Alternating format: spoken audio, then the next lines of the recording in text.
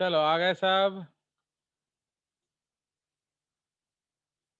सो अब हम लोग चले जाएंगे second level of complexity, that is called secondary structure.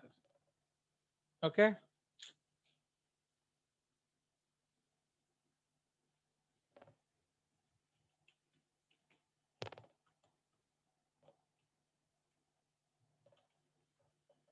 ठीक है, सेकेंडरी स्ट्रक्चर। नाउ फटाफट लिंक दबा के ज्वाइन करो, ये लोग इतना टाइम लगाते हैं ना, 1 घंटा में तो टाइम ज्वाइनिंग का ही आधा घंटा खा जाता है। नाउ एक्चुअली क्या होता है, जो हमारा प्रोटीन स्ट्रक्चर है, ठीक है, तो हमने बनाया, बट नेचर में ये कहाँ होता है, where it is found, in the water. तो इसीलिए पानी में, फाइन, तो हमारा जो स्ट्रक्चर है वो आपको पानी में मिलता है। क्लियर? नाउ तो ये जो पानी में स्ट्रक्चर आपको मिला, तो ये क्या होता है, इस तरह से कॉइल अप हो जाता है। देख रहे हो? Is it visible to all of you? Yes, sir. Yes, ये sir. ये सब एक्चुअली जो जेसीआरटी नोट का है, जो तुम लोगों ने नहीं चाहा, तुमने नहीं मांगा, तो ये उसका है। देख रहे हो? तो इसमें आप क्या देख रहे हो, तो ये आपका पहला अमीनो एसिड है।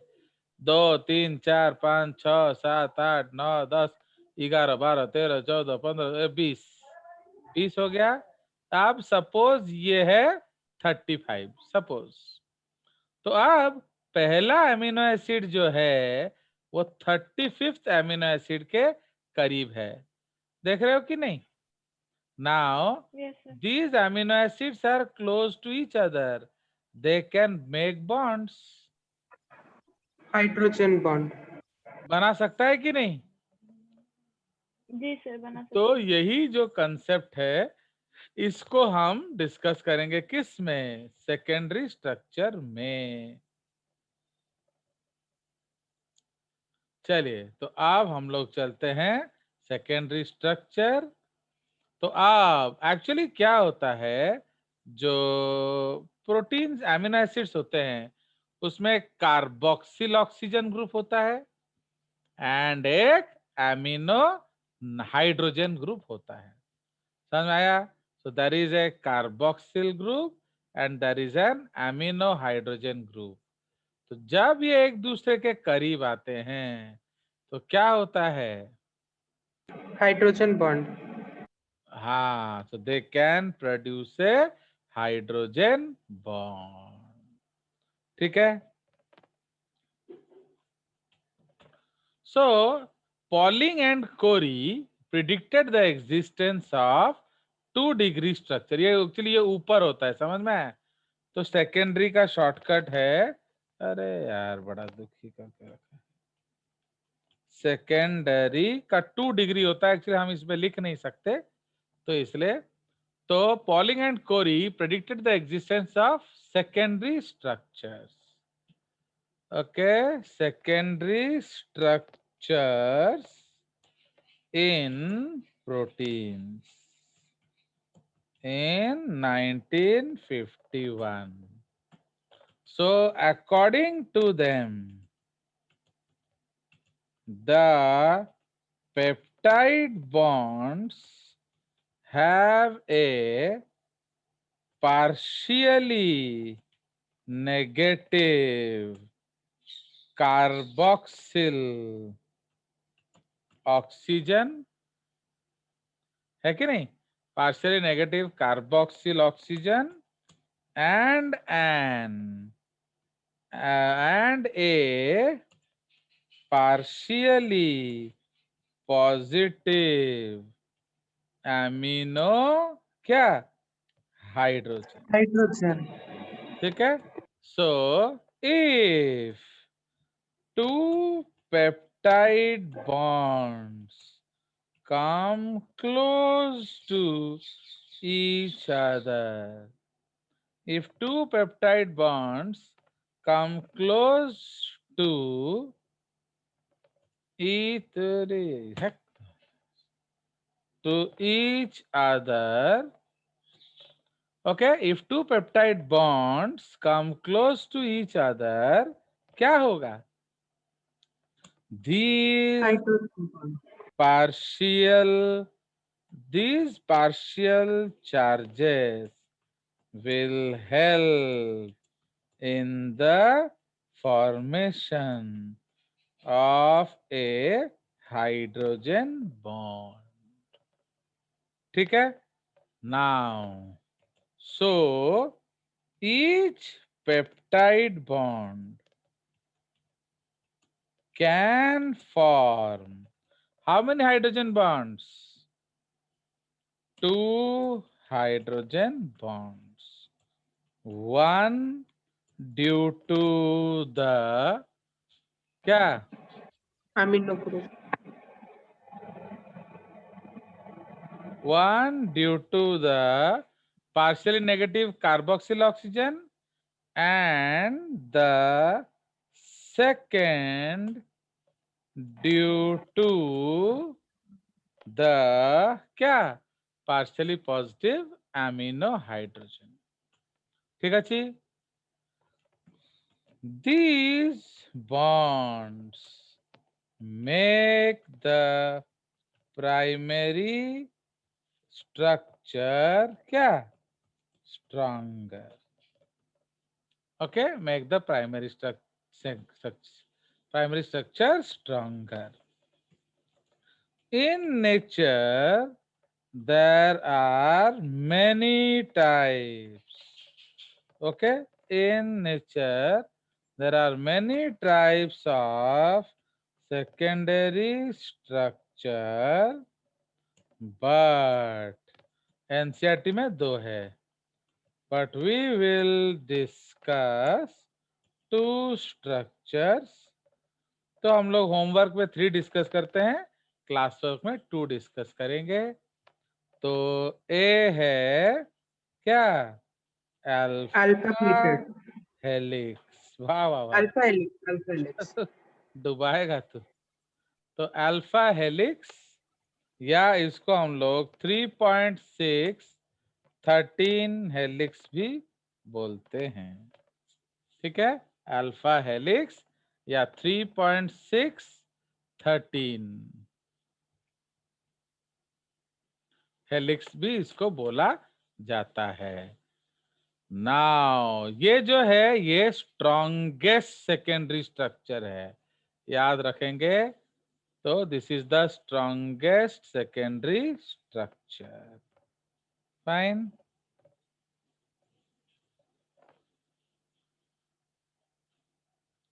So the most common, simplest, the most common, simplest and strongest secondary structure possible with rigid peptide bond is an extended spiral ring, the alpha helix, whose structure is maintained by many hydrogen bonds which are formed between neighboring groups. ठीक है जी? So the alpha helix are stabilized by hydrogen bonds. वही वही वही वही लिख रहा है. ठीक है.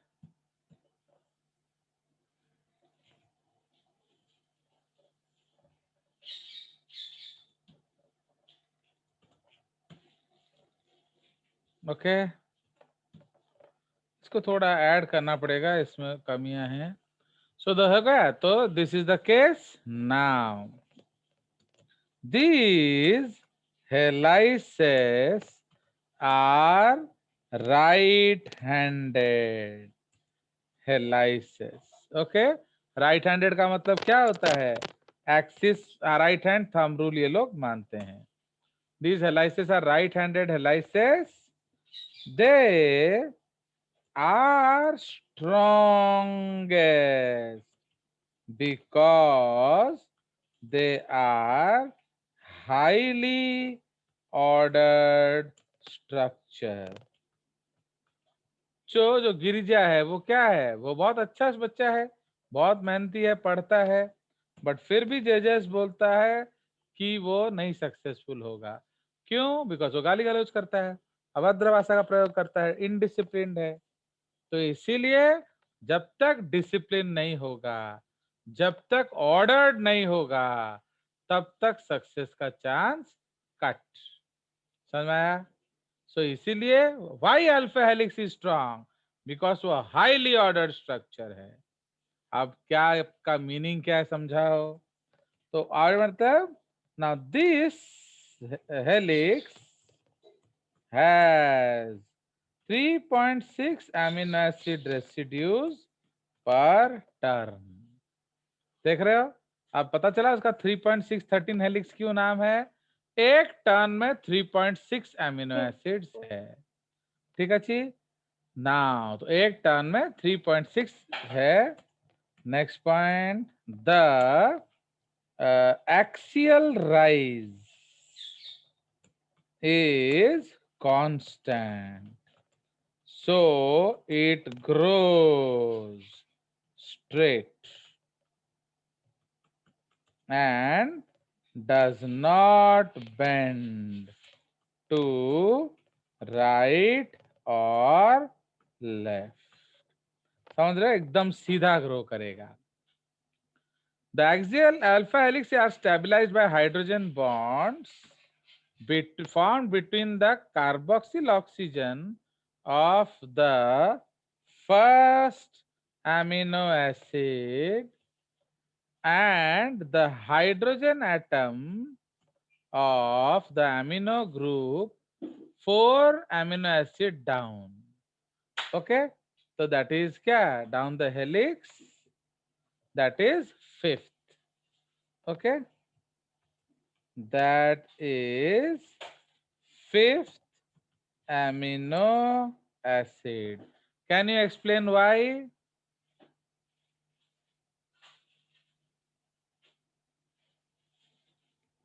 Well, can you explain why? Similarly, the second with 6th, third with 7th and so on. तो पहला वाले का कार्बोक्सिल ऑक्सीजन 5वें के अमीनो एसिड से ज्वाइन करेगा, सेकंड का कार्बोक्सिल ऑक्सीजन 6ठे के साथ करेगा, थर्ड का 7वें के साथ करेगा एंड सो ऑन। चलिए बताइए क्यों? क्योंकि I have told you to come prepared, because ये सब समझाने के लिए टाइम नहीं है। मैंने जो F1 को मैं 3 दिन में पढ़ाता हूँ, आपको 2 दिन में पढ़ाना पड़ेगा, क्योंकि आपका हर हफ्ता छुट्टी होता है। तो मैं अब क्या करूंगा, मैं अपने पेट से लाके थोड़ी टाइम दूंगा। चलिए बताइए प्रत्याशा। सर क्योंकि वो टर्न कर जाता है इसलिए। हाँ वो स्ट्रक्चर होता है तो ना उसका, वो 1 घूमता है 5th तो। के साथ क्यों रिएक्ट करता है?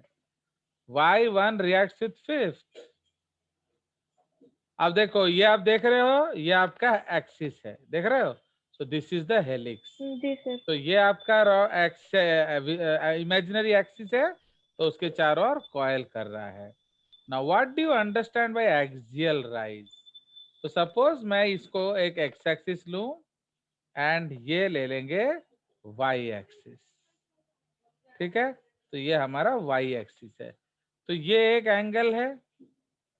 तो सिमिलरली सपोज ये एंगल अल्फा है, तो अब सिमिलरली अगर हम उसका नीचे वाले में देखेंगे, ये एक्स एक्सिस है एंड सपोज ये वाई एक्सिस है, तो इसका भी एंगल क्या होगा?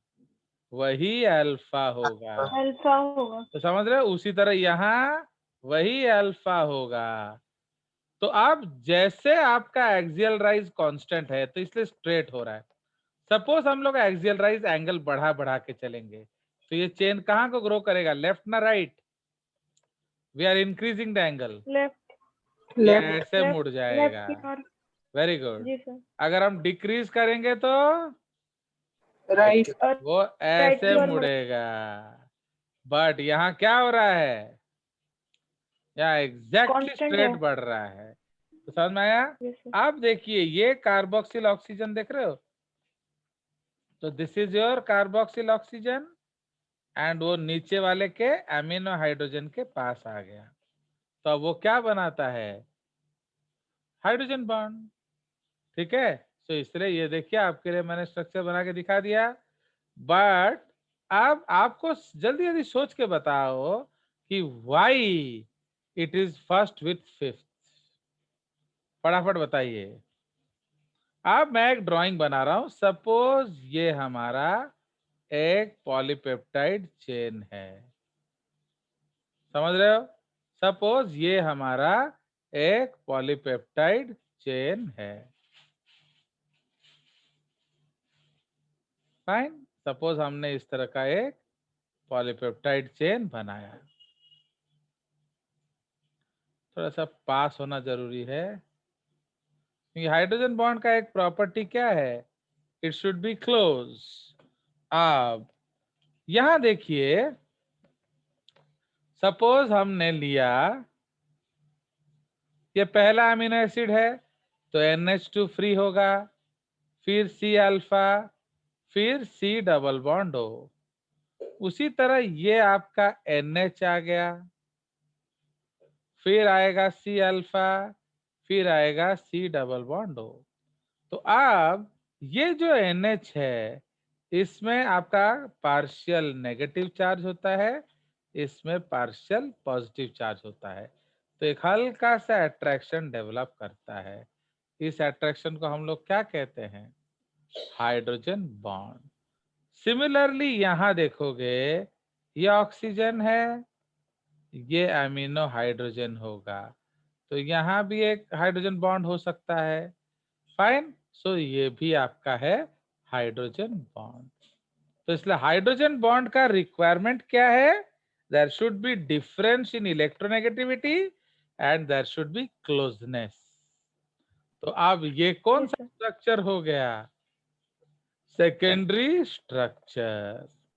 नाउ इसमें एक चीज ध्यान देंगे, तो ये जो इसमें ये इंपॉर्टेंट पॉइंट है, kindly note that in secondary structure there is, आज जाके एनसीईआरटी देखना क्या पढ़ा है, कुछ नहीं लिखा है ये सब। इसीलिए समझ लो कि कितना मेहनत तुम्हें करना है बाहर से। So kindly note that in secondary structure there is no RR interactions, समझ रहे हो? So hydrogen bonding is due to the peptide bonds carboxyl oxygen and amino hydrogen group. समझ में आया? तो आपके पास कौन सा, टमाटर समझ रहे हैं? आपके पास कौन सा आर ग्रुप है, ये अभी मैटर नहीं करता। ओके, मैंने तो क्वेश्चन देना है। आपके पास कौन सा आर ग्रुप है, ये मैटर नहीं करता। क्या मैटर करता है कि आपका पेप्टाइड बॉन्ड कहाँ कहाँ है। चलिए, अब नहीं बता पाए, अरे गधों, एक टर्न में 3.6 अमीनो एसिड है कि नहीं जी? निकालो। Yes sir. तो एक टर्न में सर उसके बाद 3.6, तो घूम जाएगा। तो 1 + 3.6 मतलब कौन सा? 4.6 वाला, मतलब 5th नंबर में है। तो 4.6 किसका है? 0.6 माने वो 5th का है ना। अरे जी सर। 4.6 माने 4 तो कंप्लीट हो गया। 0.6 किस एमिनो एसिड का है? अगला का, 5th का। 5th। समझ में आ गया? So yes that sir. Is the case. अब आप एक और चीज ध्यान दीजिए कि अब फॉर एग्जाम्पल ये हम लोग एक लेते हैं, ऊपर से व्यू करते हैं, ऊपर से व्यू। तो ये एक हेलिक्स जैसे घूम रहा है। तो नाउ अगर हम आर ग्रुप्स को टेंजेंशियली आउटवर्ड रखें तो ये स्टेबल होगा स्ट्रक्चर, या अगर आर ग्रुप्स को अंदर के तरफ रखें तो स्टेबल होगा स्ट्रक्चर। टेंजेंशियली बोलिए। तो अंदर की तरफ R1 R2 R3 सपोज ये R4 है, ये ज्यादा स्ट्रांग होगा ना R1 दूसरा वाला R2 R3 R4।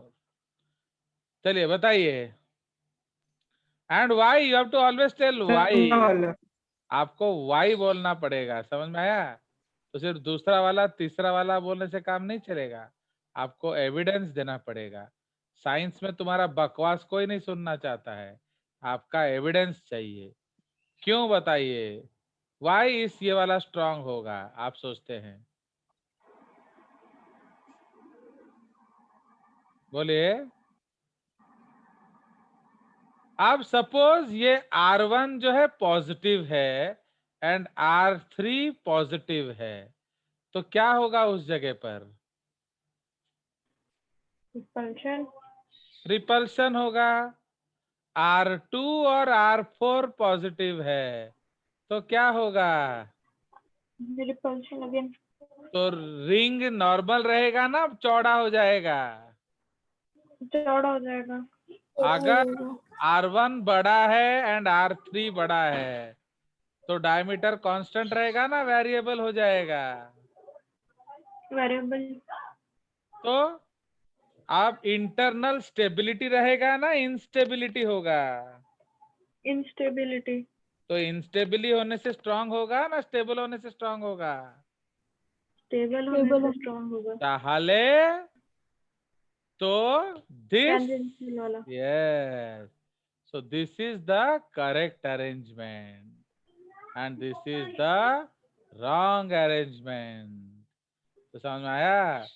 so yes sir. वही चीज हम लिख लेंगे। so the secondary structure is क्या? the secondary structure is stronger also due to the fact that all R groups are located tangentially outwards. Okay, this inhibits क्या? internal instability, है कि नहीं? so these are stronger secondary structures। कोई शक? तो समझ में आया? सर। तो अल्फा हेलिक्स सबसे स्ट्रॉन्गेस्ट सेकेंडरी स्ट्रक्चर है। तो मैंने आपको बताया था कि नहीं कल, that they are so strong that so they are found in fibrous proteins like क्या?